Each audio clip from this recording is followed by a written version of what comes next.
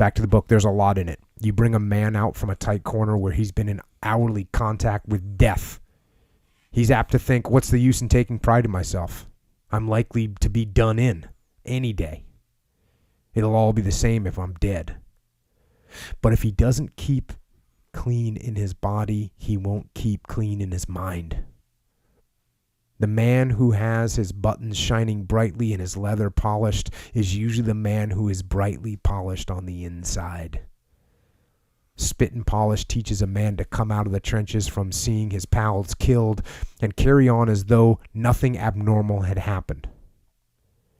It educates him in an impersonal attitude towards calamity which makes it bearable. It forces him not to regard anything too tragically. If you can stand aside from yourself and poke fun at your own tragedy, and tragedy always has its humorous aspects, that helps. We were in the Somme for several months. The mud was up to our knees almost all the time. We were perishingly cold and very rarely dry. There was no natural cover. When we went up forward to observe, we would stand in water to our knees for 24 hours rather than go into the dugouts. They were so filled with vermin and battened flies.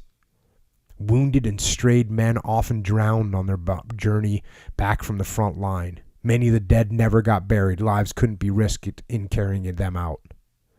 We were so weary that the sight of those who rested forever only stirred in us a quiet envy. Our emotions were too exhausted for hatred. They usually are, unless some new Hunnishness had roused them. When we were having a bad time, we'd glance across no man's land and say, poor old Fritzy, he's getting the worst of it. That thought helps.